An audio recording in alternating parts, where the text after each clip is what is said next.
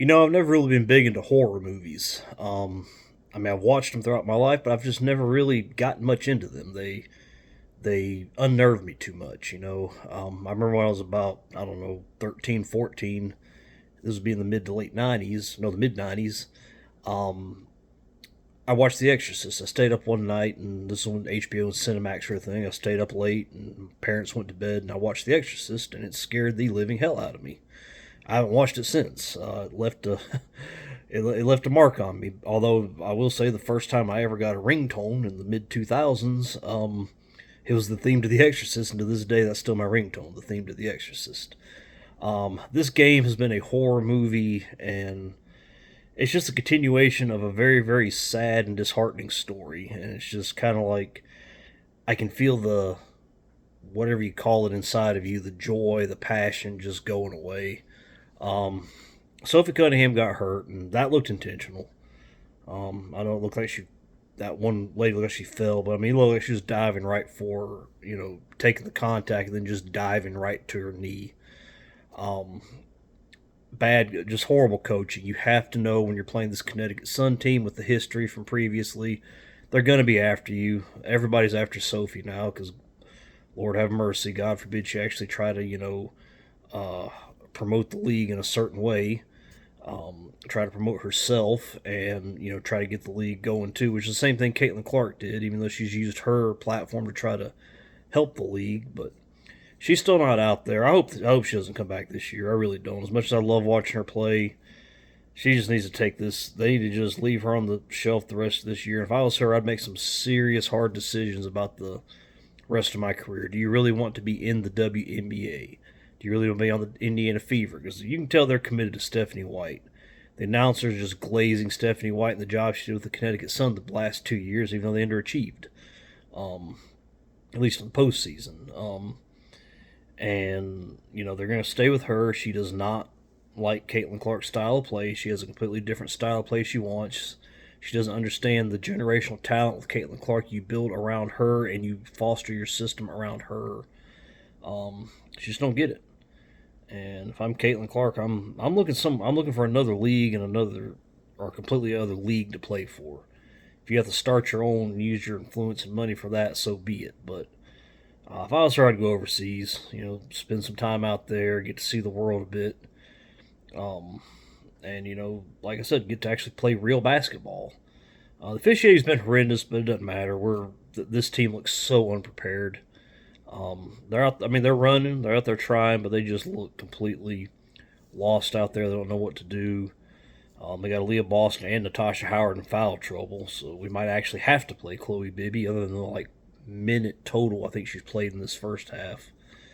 Like I said, Sophie's out for the game. She's the only one who ever actually tries, and they took her out. They do what they're going to do. That's just how this league works. They're not going to review that. They're not going to do anything like that. They're just going to let them go about it. And that's just how it goes. You can tell they don't like her.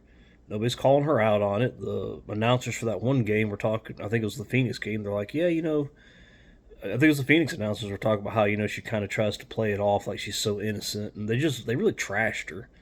I thought it was pretty unprofessional, but that's the WNBA for you.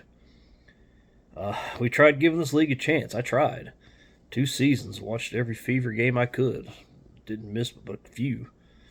And even with Caitlin Clark, I tried to watch the games, and it's just I don't see how this league can be supported. I don't see how people can, enjoy this product and enjoy their attitudes and the way they go about things. It's just it's a bad deal.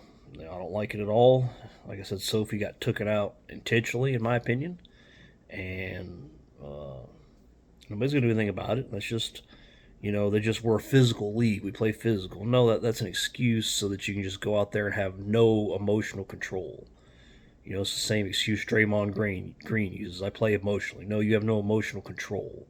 That's what it is. It's not physicality. It's lack of emotional control, which is a problem in the world today, and they're just going to feed into it. So, hopefully, like I said, hopefully there's a lockout. Hopefully the owners come to their senses and you know realize that what these ladies are asking for is beyond unreasonable.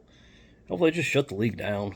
Lock them out. Let the fans, what little fans they have left, head to the exits, let Caitlin Clark, go somewhere and actually, play real basketball for a real organization that will cherish her and build around her correctly.